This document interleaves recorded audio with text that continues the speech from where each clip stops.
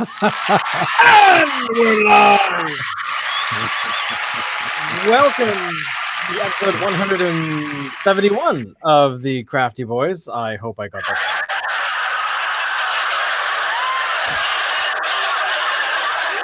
Audience is a little hyper tonight. Filmed in front of a live studio audience. Hi, how's it going, everyone? I picked the beer this week because I was desperate to find something. So, to be honest, so we got the Whistler Brewing Winter Dunkel limited edition. Mm-hmm. So this is weird. We all got the same beer. So congratulations, boys and girls. This is some serious professional,ism going on here. I hate it when we're organized. So full disclosure, Alan, not Alan, Locke and I have been drinking this all afternoon. So crack ours open here, so we actually know what it tastes like. Actually, to be honest, I know what it tastes like too. So okay, good. But you got 4 bottles, right? I only need 1 for this thing. So, so Dave, have you had any yet? No, but I was tempted. It is kind of like a vanilla bomb in your mouth. I was going to say, I mean, that's what it is. I'll wait until I taste it again here, but I was going to say creamsicle. Yeah, you know what, Creamsicle. We've had a few beers over the time, where we have had beer that tastes like a creamsicle. It's the time of year. So here we go. Since 1989, we've been trailblazing. No, that's the wrong signage. Chocolate and wheat malts combined with a liberal helping of organic chocolate to create a rich, full-bodied ale that is a subtle sweetness and a decidedly chocolate orange finish, which is the flavor that we're talking about, which is the vanilla sort of orange bomb thing going on. Right. Now, if I hold up the glass here, it appears dark on camera there. It does. But it is translucent. I can still see my fingers on the other side of the glass there. So it's not as dark as, say, like a porter or a stout. But it is certainly dark. It's filtered. It looks like it's filtered anyway. It does look filtered. Yeah, I agree. Yeah. Okay, tell us about a Dunkel, Locke. Like, what is this a Dunkel style?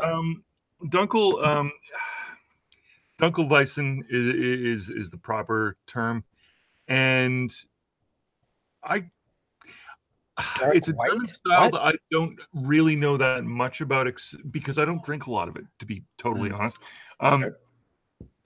It seems to be a seasonal thing for us. I don't know if that is seasonal around the globe.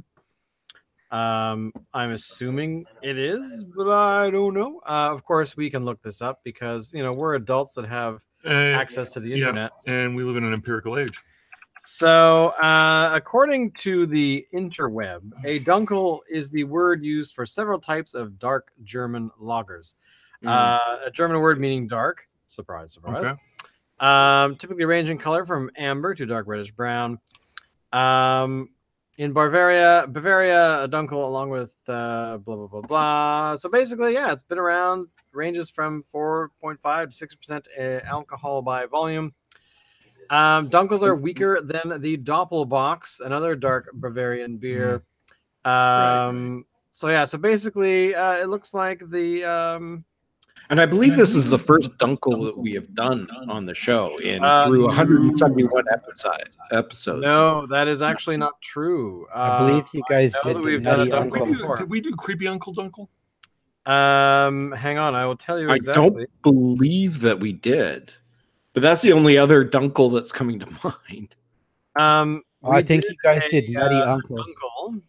Back in 1978. I'm just pulling up the spreadsheet. Hang on. So the beer is it searchable? Is it the Dunkel that we have done?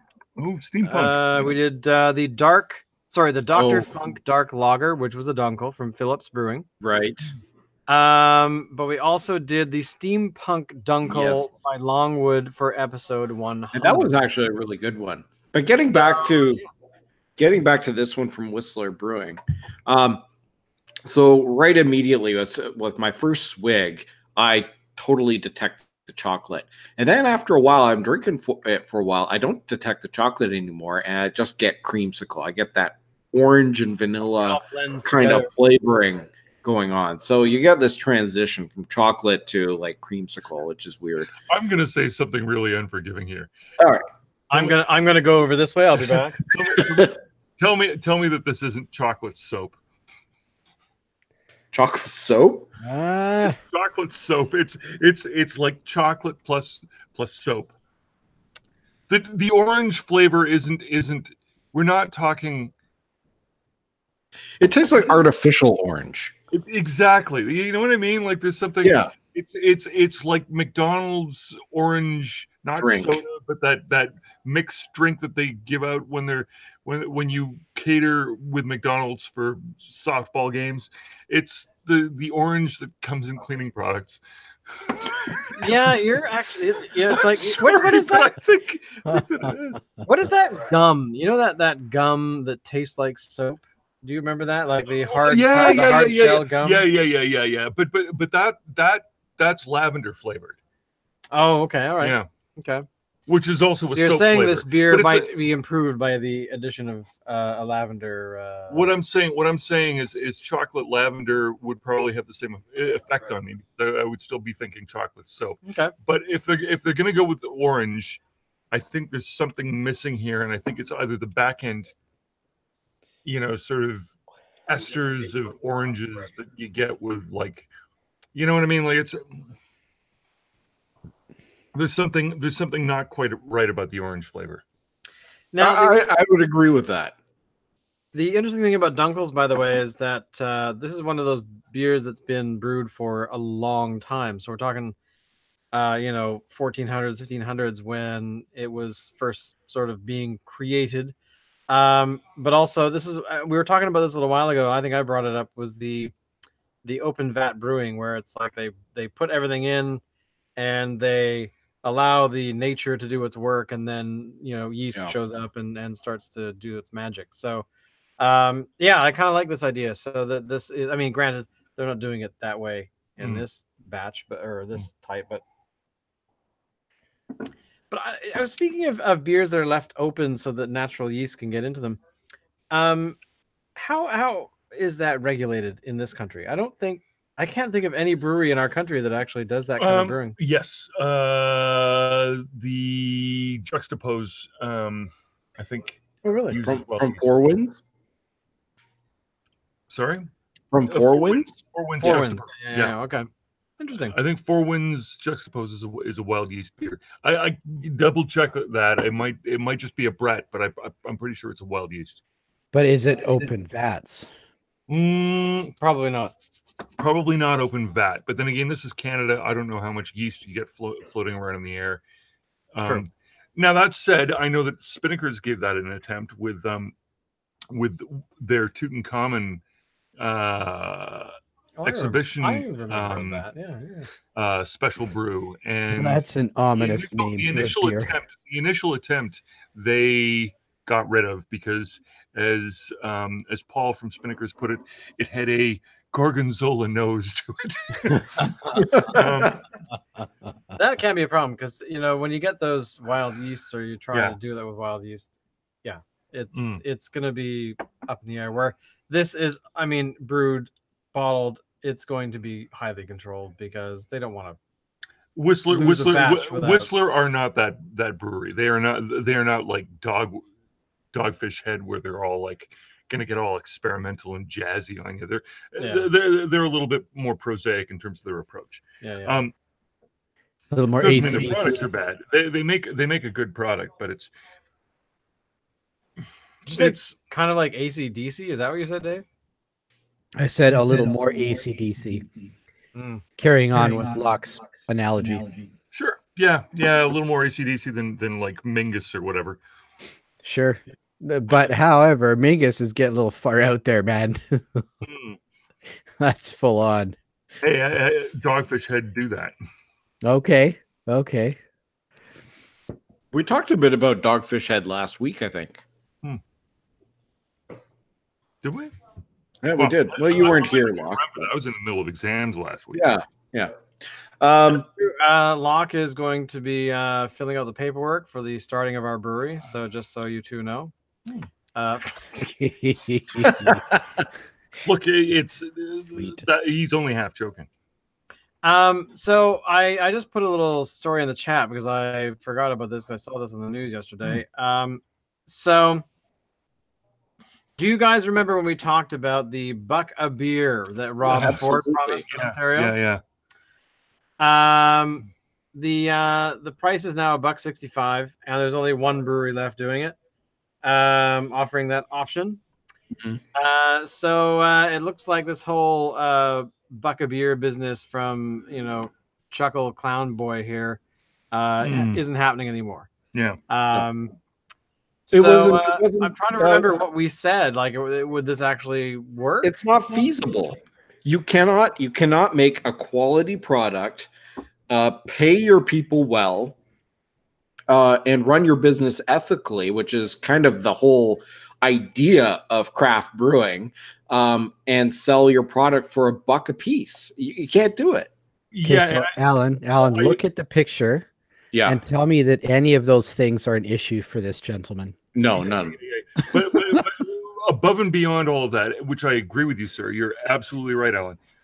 Above and beyond that, no commercial brewery wants to undercut its profit margin so that it can support the dodgy political career of the brother of a dead former crackhead. Daddy, can I be? I'm sorry, it's not happening.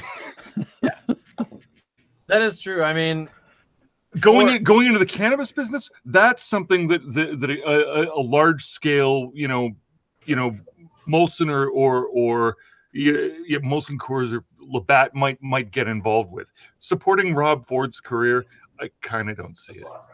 Doug Ford. Sorry, Doug Ford.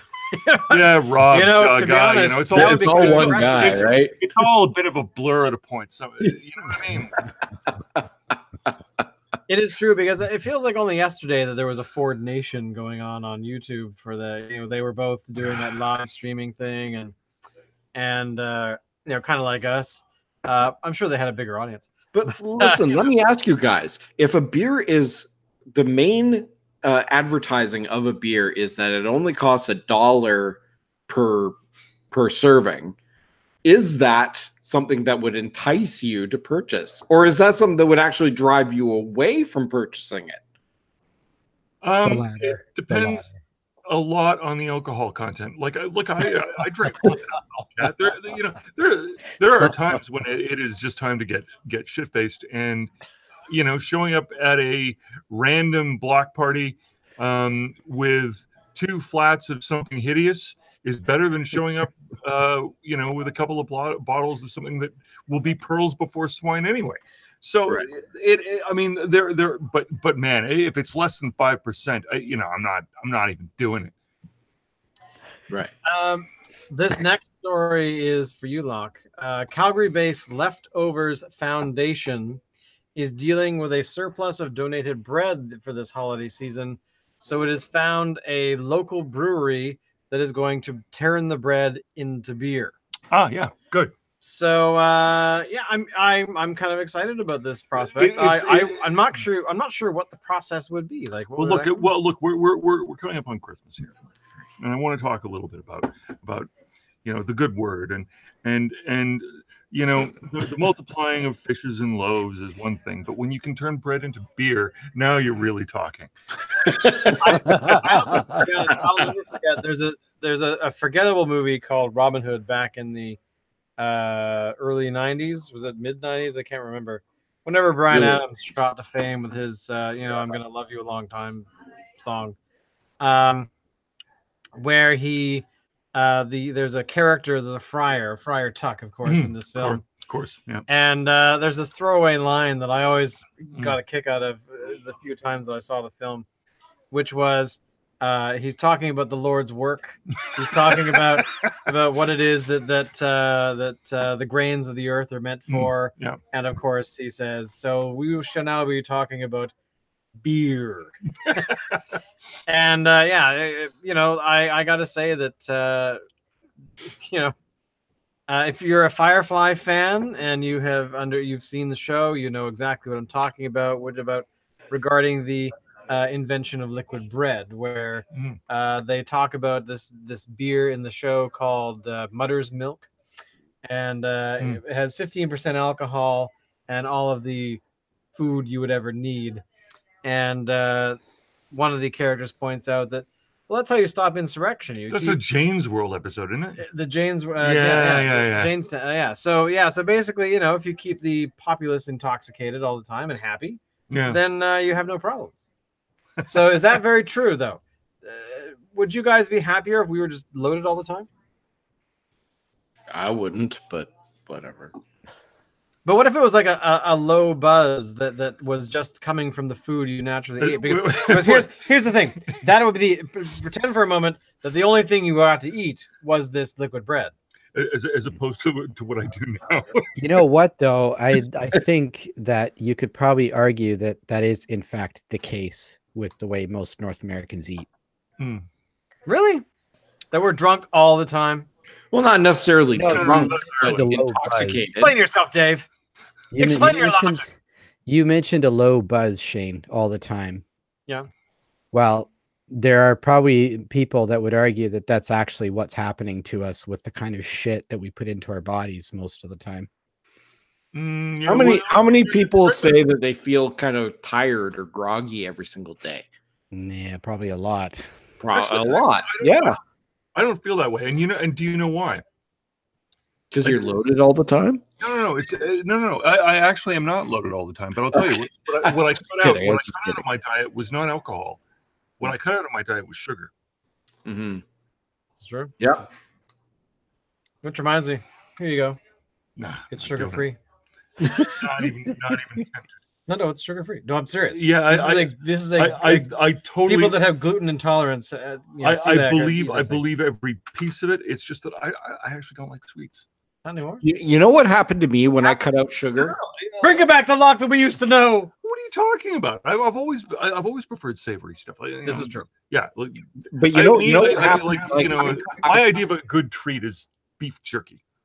I have not completely eliminated sugar from my diet, but I've reduced it significantly.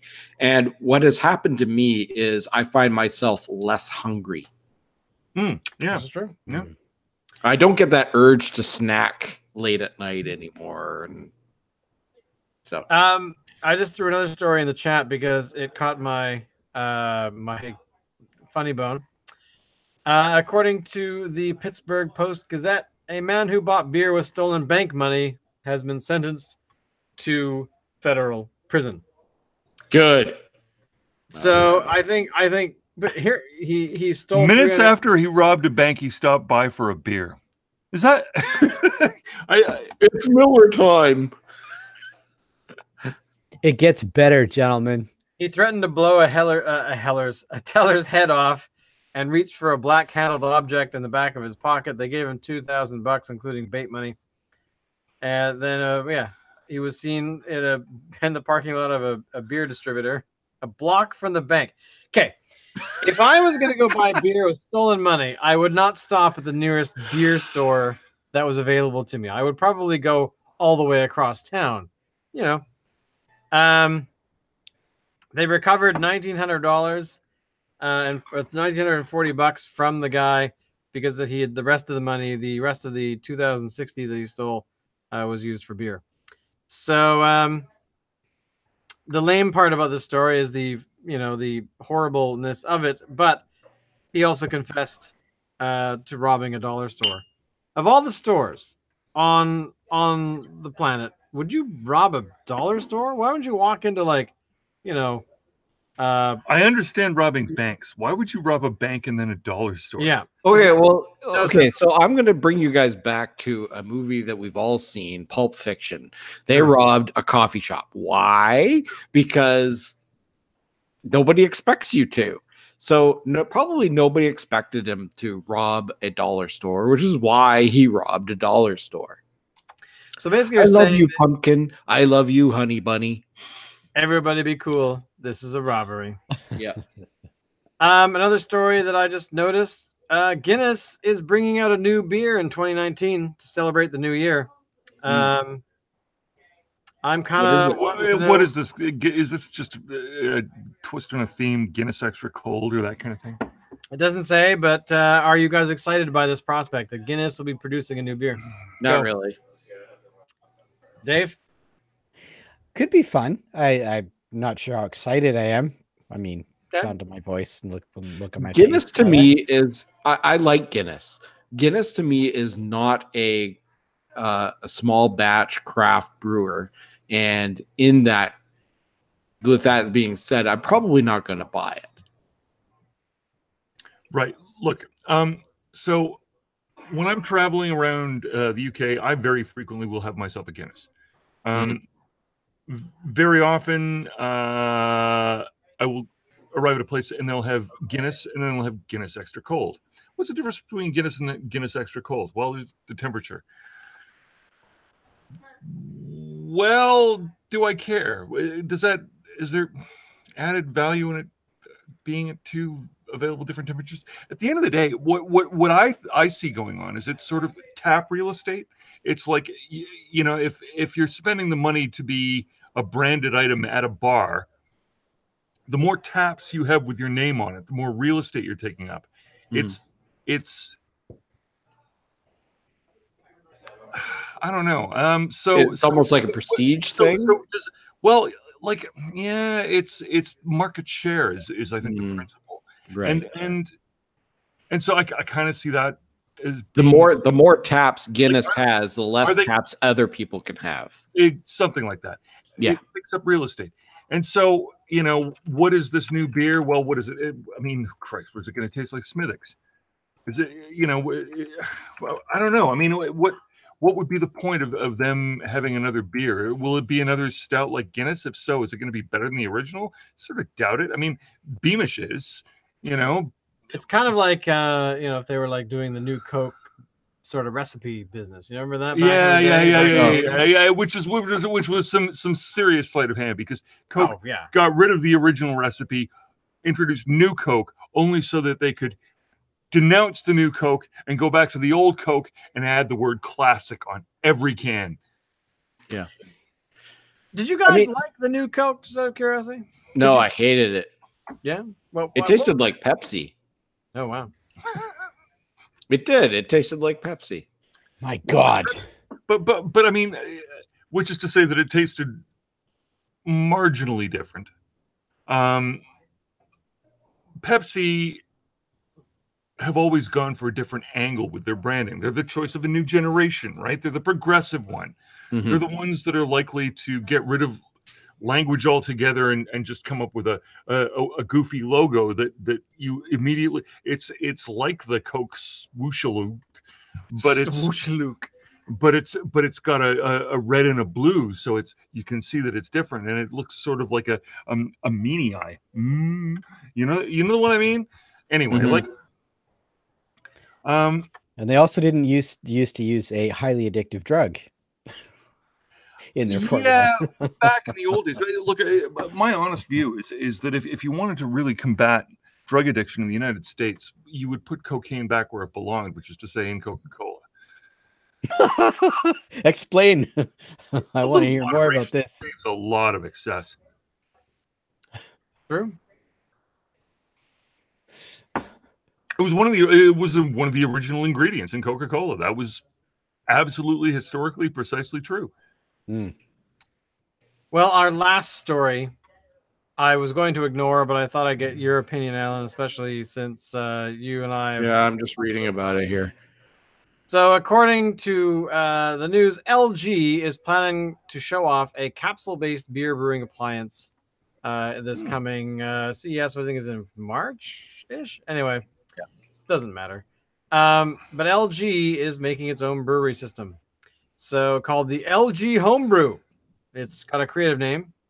They want to do what the Keurig did for coffee for beers. So, I don't know. Which is to say, make it shittier? Oh, So apparently LG says the homebrew will allow consumers to create 5 different types of beers using specially designed capsules that include all the malt, yeast, hop oil, and flavoring one needs to brew a batch of beer. And apparently one batch will be ready in 2 weeks. You know, I guess it depends on the cost of the unit and the cost of the capsules. It would have to be cost effective enough in order to get people to go on board. Otherwise, I would say it's probably just going to be a bit of a fad, and early adopters are going to find themselves pissed off pretty quickly as the thing gets discontinued probably after like a year or something like that, and they can't buy the capsules anymore, and it turns into a big piece of junk. You know what this is? This is like a home recording unit for people who want to make their own pop songs, right? And this was a massive business back in the 1990s. They would sell, you know, full, you know, sort of like, it's got a drum machine, it's got a little bit of a synthesizer, and you can, you know, track a vocal onto it. It's sort of like GarageBand, right? It's like GarageBand for Apple, right? Right? Now anybody can record their own pop song at home. How many will? And how many of those pop songs will anybody other than the person who recorded it listen to more than once? Yeah, it's not many. It's a vanity project, and one that you can see where there'd be a market for it. But this is going to. I see an early grave for this thing. Yeah, me too. The only way this thing could survive is if they somehow manage to get like a company like, say, Rogue to partner in on it and provide the capsules of their beer. So you could make, you know, like say Rogue or Canadian. Yeah. Or something, you know, that you could buy in a beer store, but make it at home. But that'll never happen. These guys are already working on that kind of stuff. Which would be a little bit like DJ Kubert, you know, signing on to GarageBand and going, yeah, DJ Kubert, you know, Invisible Scratch Pickles fame. Guess what? I'm going to add my name to GarageBand because I know that Apple can flog this product to a bunch of people who will only accept it for free and use it once and never use it again. And I want to know. I love this thing, right? This is selling my brand to the void. It's sending it straight into hell, and nobody will respect me. What is a scratch pickle? You don't know the Invisible Scratch Pickles? Oh, no. We'll talk. Look, Canadian Filipino DJs are world beaters. Okay. Yeah, I'm not joking. I feel like I just learned something. Yeah. On that note, boys and girls, we are about at the halfway the half-hour mark. So as always, we promise to be about half an hour. So, Dave, I want you to tell me one thing about your enjoyment of this beer tonight. What if you were to? Are you going to recommend this to somebody? Is my point. And why either direction? That's a tough one. That is a tough one. Thanks for jumping in, Dave. It's you know what? Even before Locke mentioned soap, I was sniffing this thing. No, it's all good. I was sniffing this thing like, fuck is going on with this beer? There is something weird going on with this fucking beer, and it was the soap. It is totally the soap. And I was like, oh my God. Again, this is before Locke even said anything. This smells like fucking laundry soap. That's what was going on. So, I mean, I appreciate the try. I really do.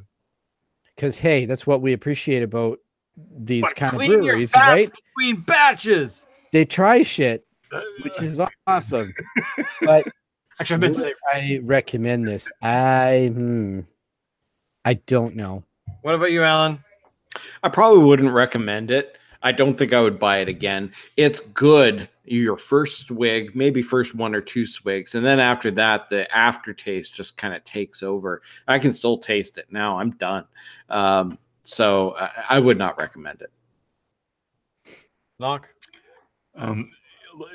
I think I've said enough. Yeah. All right. Well, as always, follow us on all the social things and worship us on the tubes. And Alan, take us out.